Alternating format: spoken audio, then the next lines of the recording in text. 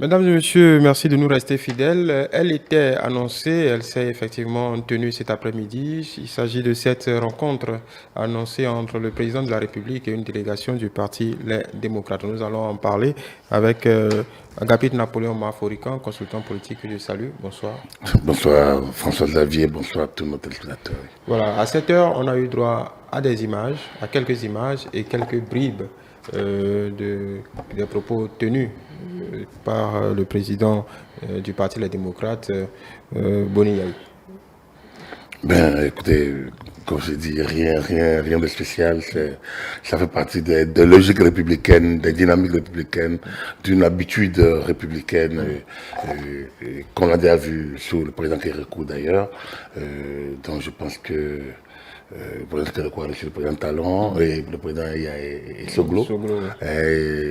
En tant qu'ancien président, ici même, nous sommes dans une autre dynamique. Oui. C'est la première fois qu'un ancien président de la République a reçu, mais en qualité de chef du parti. Oui. Là, c'est carrément une... Donc, l'information, la première, c'est un peu cela. Oui. Donc, le président de la République... l'ancien président Patrice Boni Yaï, donc reçu par Patrice Talon, mais en qualité de chef de parti. Et on voit à l'écran les Nourenou, Eri Moudete, Basile Rossi. Et Basile Rossi. Donc on est entre chefs de...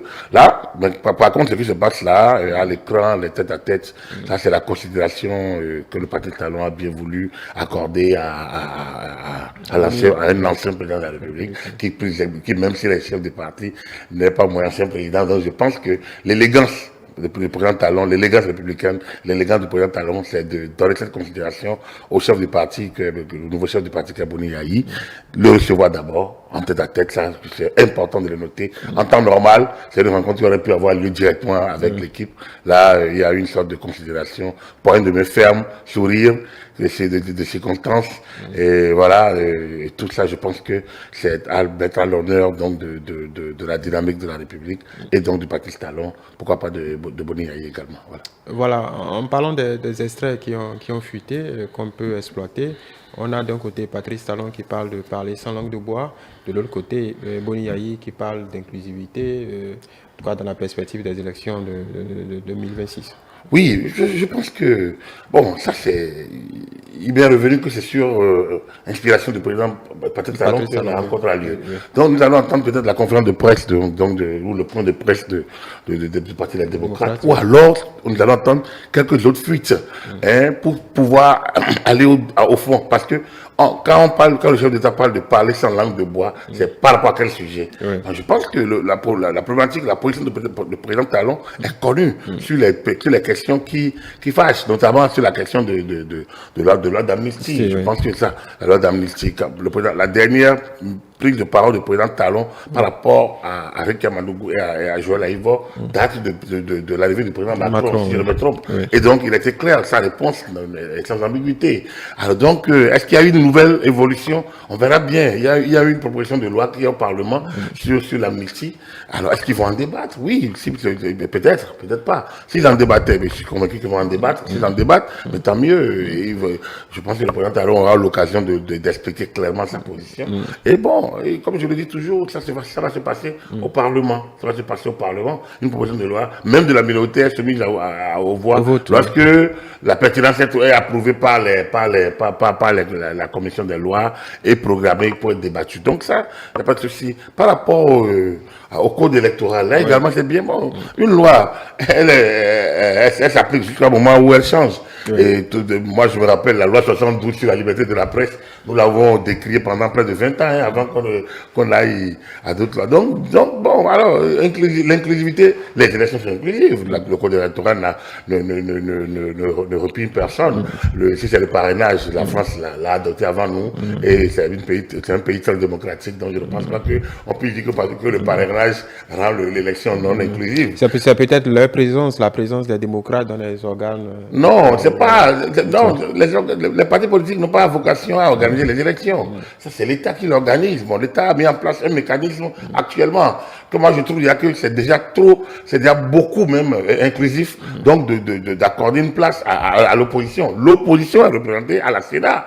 Donc, il n'y a pas que lorsque la Sénat mise en place par le président Yahi, avant de partir, n'a pas disparu à la fin de son mandat. La Sénat mise en place, c'est une Sénat permanente qu'il a mise en place, qui est restée sur place après son départ, puisqu'elle était mise en place pour 7 années.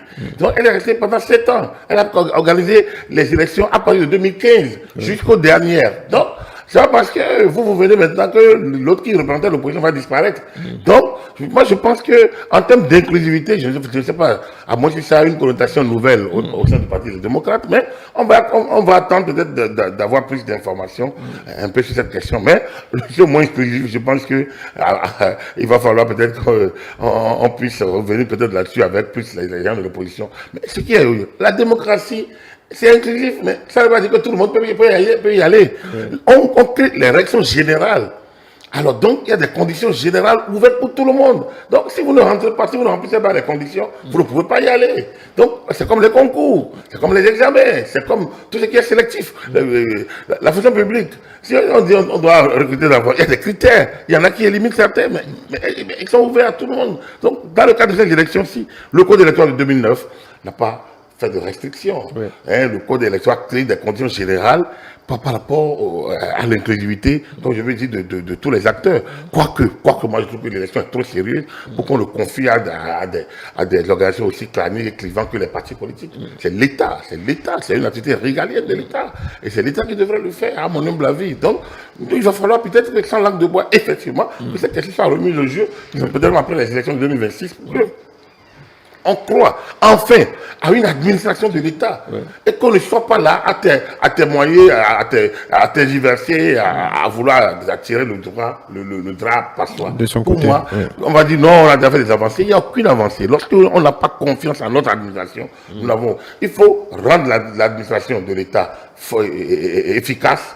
Il faut mettre en place des verrous, assez de mécanismes pour avoir de la transparence et de la crédibilité au niveau donc des opérations de l'État. Il faut créer pour les candidats des conditions pour surveiller le mécanisme et interpeller aux besoins. Donc, on peut créer des conditions adéquates. Avec des décisions rapides, aussi bien de l'organe de contentieux, en charge du contentieux, que des tribunaux, pour que d'éventuelles irrégularités constatées soient jugées en référé et que des réponses soient apportées à ceux qui ont des éléments palpables, tangibles à mettre en valeur. Mais ça, c'est un problème. Le peut pas passer un individu est là que s'il doit avoir fraude, il n'y aura pas fraude. Ça va passer, les démocrates vont envoyer 2 personnes à la Sénat, que s'il doit avoir fraude, il n'y aura pas fraude. Donc là n'est pas vraiment le problème. Je pense que non, il faudrait qu'on puisse quitter ce mécanisme de méfiance généralisée et qu'on mette en place une véritable administration de l'État. Mais en attendant, moi je trouve que la Sénat qui est là n'a aucun problème. C'est un Sénat de 5 personnes. Il y a une direction générale des élections. Et c'est la direction générale des élections qui pilote les opérations. Et la Sénat, je pense qu'il y a la majorité présidentielle. Non, est-ce que il y a quelqu'un de bloc républicain? À la direction générale de l'élection. Non, à la Sénat elle-même. À la Sénat, je pense que le parti, les démocrates ont envoyé, et puis le parti d'opposition a envoyé. FCBE. Un du chef de l'État et puis un de l'opposition, un magistrat. Voilà, donc un magistrat, un de l'opposition, un du président de la République, ça fait 3. Je pense qu'il y a un des 2 autres partis politiques, si je me trompe. Donc ça fait 5. Alors donc, en clair, c'est l'FCBE, l'opposition FCBE. Donc voilà, ils ont organisé la gestion de passé. On ne peut pas de manière clair leur mettre quoi que ce soit à cette Sénat-là qui a organisé les élections et qui a fait entrer l'opposition FCBE, l'opposition des démocrates au Parlement. L'opposition FCBE n'est pas allée au Parlement, par exemple. Donc, de quoi nous parlons en termes d'inclusivité. Mais, l'opposition a son rôle. On va peut-être l'écouter pour en avoir plus en termes d'information. Dernière question sur cette rencontre, ça a peut-être fait l'objet des discussions. C'est ce fameux décret instituant le chef de file de l'opposition.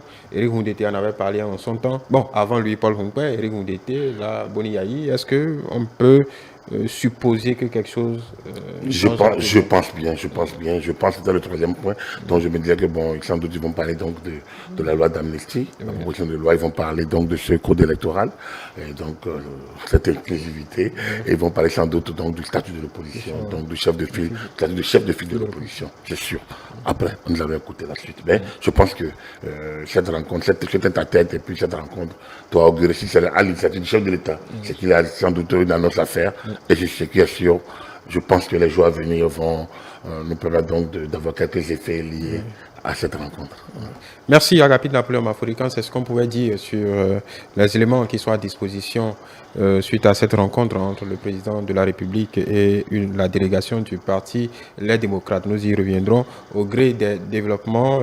Il y a un point de presse, on en parlait il y a quelques instants, qui est tenu en ce moment même par le parti Les Démocrates. Je pense que ça, le point nous permettra de connaître un peu plus sur leur, enfin, un peu sur leurs impressions, leur impression au terme, s'ils sont satisfaits, et s'ils ne sont pas satisfaits, s'ils sont déçus. Mais de toute façon, je pense que ce type de rencontre, on n'a pas totalement satisfaction. Mais si c'est à l'initiative du chef de l'État, c'est sûr que quelque chose, quelque annonce est attendue aujourd'hui ou dans les jours à venir. Voilà. Merci de nous avoir suivis. Ne quittez pas vos sièges. Nous allons vous retrouver dans quelques instants avec nos débatteurs pour le forum d'échange. Ça se discute.